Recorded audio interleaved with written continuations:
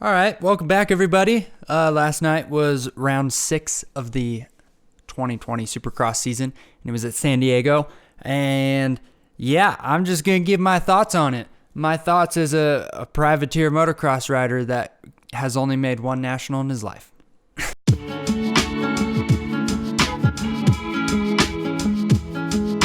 So yeah, like I said, round 6 was last night in San Diego, and yet again, it was an eventful race. The track was a little different than the previous rounds. It seemed to be kind of more old school, where it didn't get super rutted and it was kind of slick. It seemed like a track that Carmichael and Stewart and Reed would have battled on back in '06 or something like that. So that was cool to see something different. But let's just get right into this thing. So for the 250s, I don't have to say this time that Ferrandis got a bad start. So to start, it was Mosiman who got the whole shot, and Luke Clout was up there. And then the big three, Ferrandis, Cooper, and Forkner, were all up there as well. Right away, we got a battle at the top three to really see who was the fastest. First off with Mosiman, start was awesome. He didn't quite have the speed to hang with those guys, but he fought hard to stay up there, that's for sure. He didn't let anybody just pass him and leave him. Every time somebody passed him, he definitely gave him a wheel back. I think he wanted to show that he's going to be up there soon, and these guys need to realize that, because once he is up there, I think he's going to do really good. So I'm excited to see what his future holds. The top three, Cooper just couldn't quite keep up, it seemed. Took him a little longer to pass Mosiman than the other two. And once he did, he didn't do anything. He actually lost ground. And to me, it looked like he wasn't pushing that hard. I don't know if he didn't feel comfortable or what. The thing with Cooper is he never looks like he's pushing hard. So probably even when he is, he doesn't look like it. It just looks like he's cruising around. So I don't know if he didn't feel comfortable or what, but he didn't quite have the speed last night to keep up with Forkner and Ferrandis. And then with Forkner and Ferrandis, it was pretty much the same race as last week. If Forkner could have figured out the whoops, then he would have won easily, because he was just as fast, if not a little bit faster, than Ferrandis everywhere else on the track. So the whoops this week, it ended up being the faster line to jump through them, and it was very surprising to me to see that Forkner never jumped through them. This would have been a great week for him to actually jump through the whoops, but he didn't, and I'm not sure why. And then Ferrandis, he was the fastest guy out there. Everywhere on the track, he was pretty much the same as Forkner. And then through the whoops, he was so much faster than pretty much everybody. It didn't seem like anybody could go through him like him. And he kind of just bulldogs his way through it. He just kind of just works the bike and makes it do what he wants it to do. And that's why no matter what the whoops are like, he seems to go through them fast. But I would think that he would crash through them riding like that. But he doesn't. His entire riding style, I would think that he would crash all the time, but he doesn't. I don't get it. I really don't.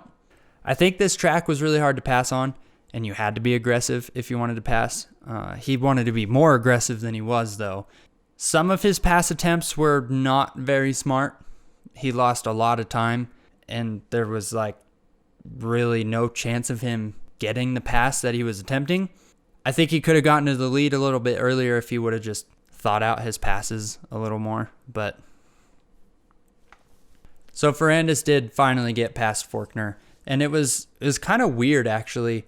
If you watch Forkner, it looks like, so they come out of the sand and then they triple, and then it looked like Forkner wanted to jump to the inside to protect the inside, but there was a lapper there, and then decided to just jump to the outside, which was a mistake. He needed to protect the inside, and he let Ferrandis get inside of him and then push him off the track. Now, that pass wasn't dirty at all. If you actually look, Ferrandis barely touched Forkner. This was all because Forkner got a little scared, I want to say, but not really scared. It's just kind of a reaction when somebody goes up to the inside of you, you stand your bike up, and then he jumped out of the rut and went off the track. So I don't know what would have happened if Forkner would have stayed in the rut and went for it. Ferrandis probably would have taken him out, and who knows what would have happened with Ferrandis' probation. Maybe they would have disqualified him or something.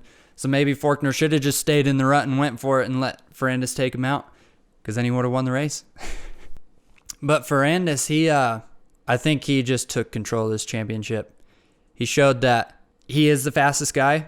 it doesn't really matter what the track is like. He's going to figure out how to go fast on it, and you can see that with his qualifying times. He's been the fastest qualifier in the 250s every single round. He's a bulldog. He just powers through everything. He seems really strong. Doesn't matter what the track is like. Doesn't matter what his bike is doing. It could be swapping back and forth, and he just powers through it and goes really fast. And I think that should be a little uneasy for these other two dudes, Faulkner and Cooper, because I just don't see them being able to dominate him for the last, 4 rounds to take back control of this championship. I just don't see it happening. And I think this is the kind of race that Ferrandis really needed going into this break, because Faulkner and Cooper are going to be scrambling, trying to figure out what they can do to make up time on him. And I think that's exactly what he wanted. I think Faulkner and Cooper just need to figure out how to ride without needing to ride perfectly. They got to figure out how to bulldog like Ferrandis, but maybe not, because that's not their riding style. I think Ferrandis just took control of this championship. And yeah, I'd be a little nervous if I was the other two going into this break. And then finally, I just wanted to say that it was cool hearing less boos for Ferrandis on the podium and more cheering. It seemed like it was kind of half and half this time instead of mostly boos. So good job to the San Diego crowd. I'm proud of you. I'm so proud of you. Okay, 450s. 450s, there's a lot more to talk about, so I hope this video doesn't end up being too long. I don't really understand what happened with Webb on the start. They said that he's 11th gate pick, but he somehow got like a perfect gate. I don't know why nobody else took it. It's a little weird to me.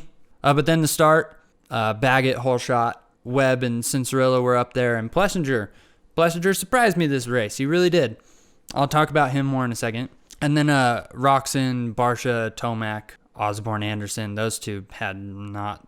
I don't even know what happened to him. I saw Anderson crashed once, but that's about it. And then he got lapped at the end. But they all got bad starts, mid-pack to back. And they all had to kind of make their way up to the front together. Okay, now back to Plessinger. I just want to really quick say, kudos to him. He had a great race. He was up in the front for quite a while. Unfortunately, he fell, but he got back up and finished in 10th, which his two best results so far this season were 9th and a 10th. So even with a crash, he pretty much tied his best result. So I think he should have a little bit more confidence going into next week and the rounds after that, and maybe we'll see him start to actually ride like his championship 250 self. Who knows? But I thought that was a step in the right direction for him, so that was cool to see. I'm going to talk about Tomac, Barcia, and Roczen all together because they pretty much rode the entire race together. They all got almost identical starts, and then about 5 minutes into the race, I think, is when they all were literally all together and then battling pretty much the whole time. Roczen, it seemed, couldn't quite keep up with Barcia and Tomac, which was surprising. And then Tomac got around Roczen, and then Barcia and Tomac just battled it out. That was crazy. They had it a pretty heated, pretty much whole lap. Tomac trying to pass Barcia going right back, passing him back, showing him a wheel. Tomac showing Barcia a wheel. Barcia showing Tomac a wheel again. And then finally Tomac passing Barcia. I'd be really interested to know what they were talking to each other about after the race. Tomac didn't seem too happy. I don't know if Barcia was cross-jumping him. Barcia is Bam Bam, and you got to know he's going to do sketchy stuff all the time. But if he was cross-jumping him, that's pretty uncalled for. That's dangerous. Nobody should be doing that. But who knows what they were talking about? I don't know. But I was really pleased with Barcia going fast again. Obviously, the first couple rounds, he killed it. And then from there, he kind of hasn't. And it would be nice to see him up front again. I do like Barcia. So seeing that he still has the speed, he just needs a start, that was good to see. And then Tomac, obviously he has speed. He just needs a start. And then Roczen, I don't think he was quite on his A game this weekend. So those three, decent race. They all kind of lost a lot of points. We got a long championship still to go. I'm excited to see where it leads us. And then Baggett in third, they didn't really talk about him much on TV. They didn't show him much. It was kind of a quiet third. I think it was a great third. I think he was right there with his speed. He just needed a little more, and he could have been right up there with those top two guys. Maybe if they would have battled just a little bit harder, he could have gotten up there.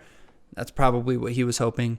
Yeah, I thought it was a great race, and it ended up being his best race of the season too. So maybe we'll see Baggett be more consistently up front now.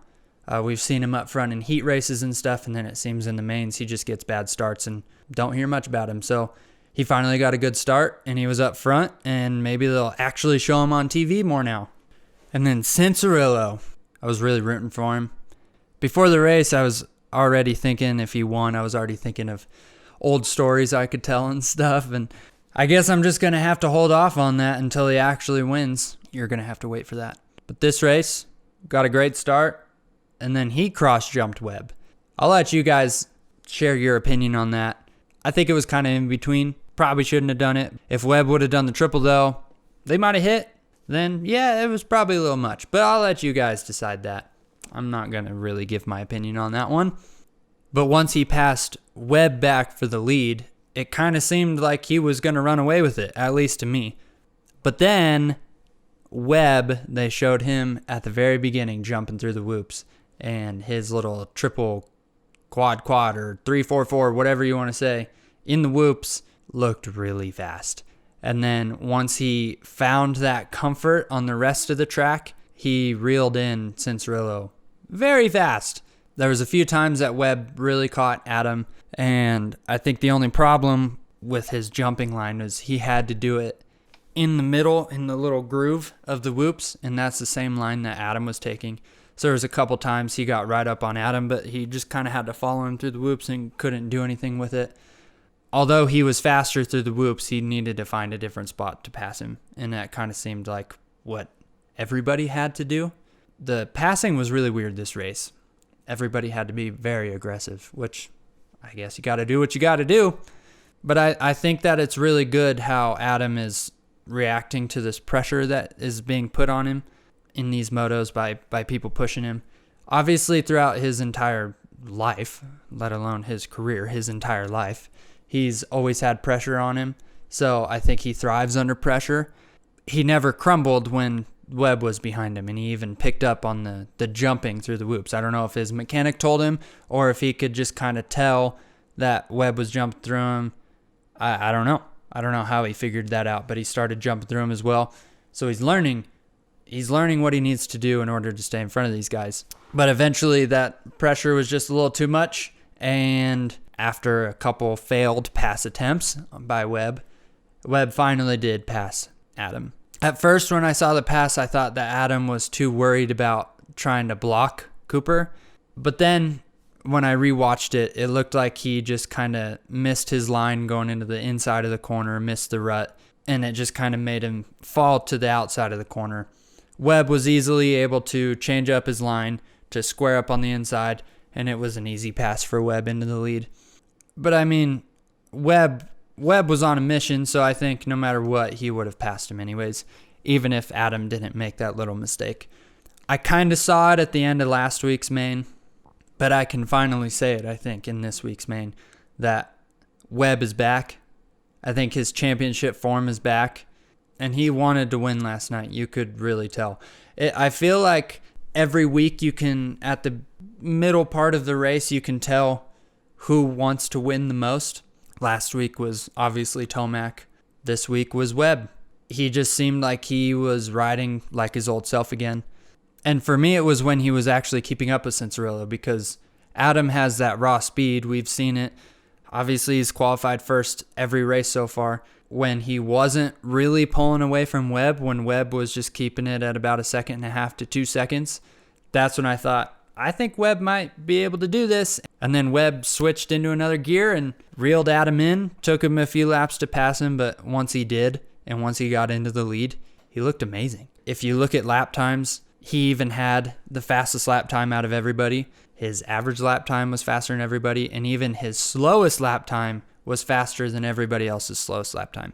So to me, I just think that Webb is kind of turning into the new Dungey. I think his biggest thing is what he thrives off of, and that is confidence. People thrive off of different things. Like I said earlier, Cianciarulo thrives on pressure. Tomac and Roczen, I think, thrive when their bike setup is just absolutely perfect. And for Webb, if he's confident, then he's almost unbeatable. And he even said on the podium that he felt confident going into this race. And once he builds that confidence and gets that ball rolling, it's really hard to stop. I think that's where Webb's at right now.